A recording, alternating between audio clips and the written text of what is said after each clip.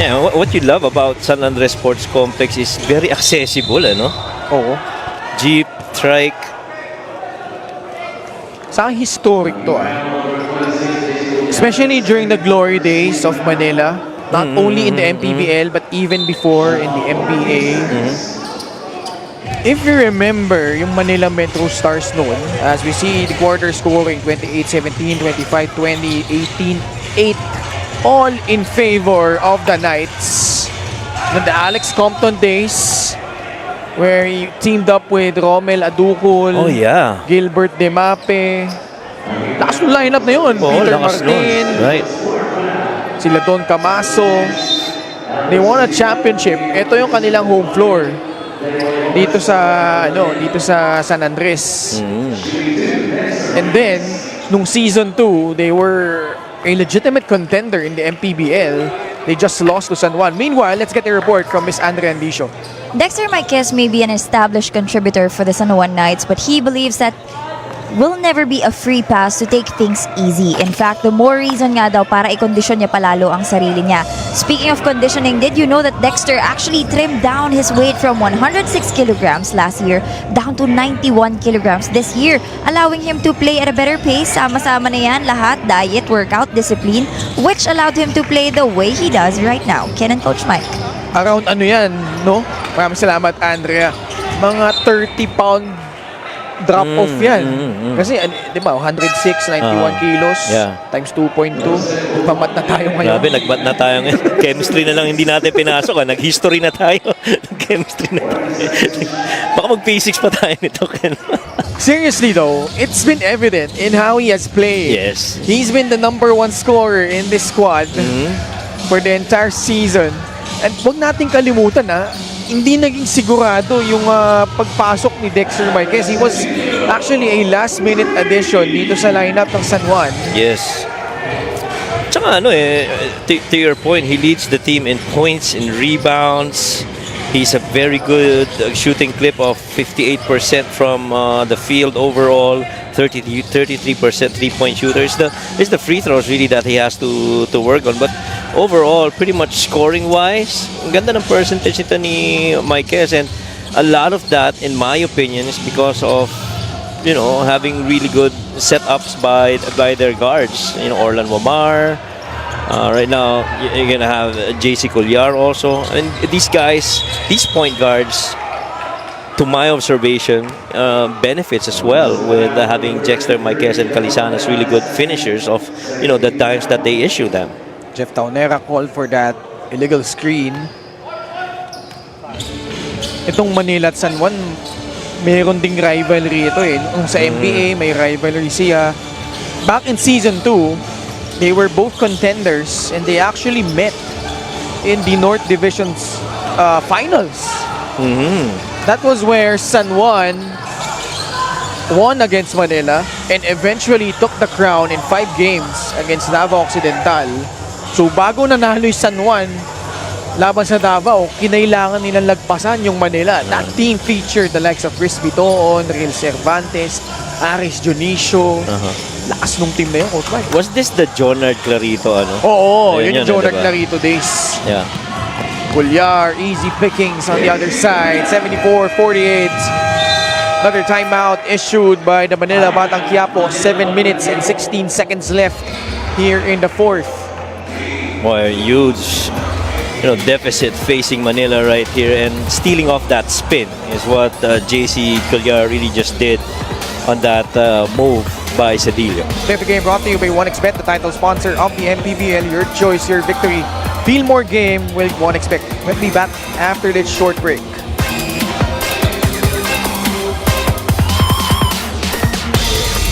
Pac is back. 8th Division champ Manny Pacquiao makes his triumphant return. In his way stands WBC champion Mario Barrios. Legendary. Plus Fundora versus Zoo 2 in an epic rematch. What a gutsy battle! And Pitbull runs it back against Angel Fierro. Can you say fight of the year? It's a stacked night of hard-hitting title fights.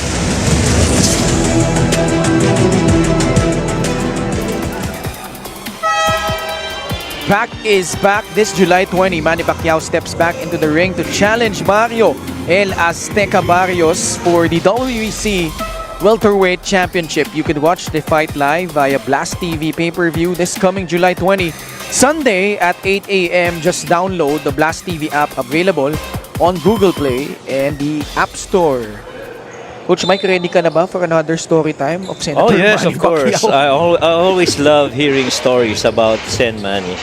Head of Operations, Emma Oreta, Head of Security, Rudy Distrito, and si Boss Reynaldo Gopo. Nandyan sa ating VIP row. At yun nga, no?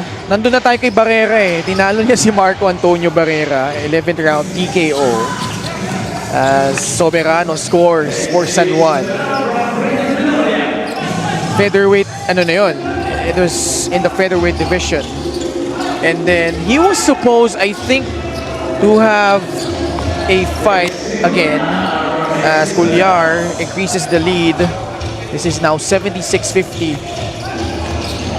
Nung 2004, lumaban siya for the title this time against Juan Manuel Marquez. This was the first of their 4 fights. So, yung laban na yun, he was able to knock down Marquez 3 times in the first round. But despite all that, bumalik si Marquez and he was able to force a draw. And that really set the tone for their 4-fight series. And then pakatapos nun, Coach Mike, kung maalala mo yung trilogy naman nila ni Eric Morales. Oh yeah. Where he lost the first fight. He moved up in weight, 130 pounds from 126. And he lost a narrow, unanimous decision. And then bounced back by knocking out Morales for the very first time in his career. In the second fight, won that bout by a 10th round technical knockout. And then nung third fight nila, mas mabilis. 3 rounds lang. LGR is the official outfitter of the MPBL. Sarap balikan eh, mga laban ni Senator Manny. That second fight with Morales, yun yung umiling si Morales, tapos he gave third that na way. yun. That's the Third na third yun. one, yeah. That's very visual sa akin yun. Sabi ko, oh my God. Grabe yung inabot ni Eric Morales doon. And then after that, I think he had some fights defending the 130 title, and then yung second fight with Barrera, nanalo pa rin siya, unanimous decision. And then the second fight, another memorable one against Juan Manuel Marquez. A very close fight where he was able to knock down Marquez in the third round. Ito kasi yung laban niya kay Marquez, parang feeling ng mga, sabi natin, boxing experts na kontra fellow niya si Marquez eh. Yes. Because counter-puncher, Yeah. parang hirap na hirap si Manny. Because during that stretch, he was basically obliterating the entire opposition, including Barrera and Morales. Pero parang nakahanap siya ng katapat eh, niya, in Marquez. Yeah. Right. But eventually, winning that one out, split decision win, he was able to capture another title, this time in the super featherweight division. Tapos, after nun, umangat na siya ng weight. 135, kalaban niya David Diaz. He won that one, 9th round knockout. Pagkatapos nun, yun yung biggest break niya. Kasi, yung usap-usapan, yung laban nila with Oscar De La Hoya. Now, he will move up 2 weight classes from 135 to 147. Yung height difference, ang laki. 5'10 si De La Hoya. Pacquiao was, 5'6", 5'5 and a half, if we're being generous. And despite all odds, talagang dilampaso niya si De La Hoya yun. 8th round, technical knockout, and dun na talaga. Kumbaga, he was 1 of 1 that time. And eventually moved out another weight class. Tinalo niya si Margarito, 154. That was his 8th title. 8 different division where he won a title. Yeah. Na pinag-uusapan natin ni Coach Christian last Monday. But before that, Assist of the Game brought to you by 1xBet, the title sponsor of the MPBL. Your choice, your victory. Feel more game with 1xBet. Parang baka sa lifetime natin, baka hindi na natin na-witness ma-break yung record na yun eh. Oo, totoo. Di ba? Kaya everybody is again, you want to see him go back into action. But I just want to tell all the viewers who are listening right now, we have no Google anything right in front of me habang kinukwento yan ni Ken.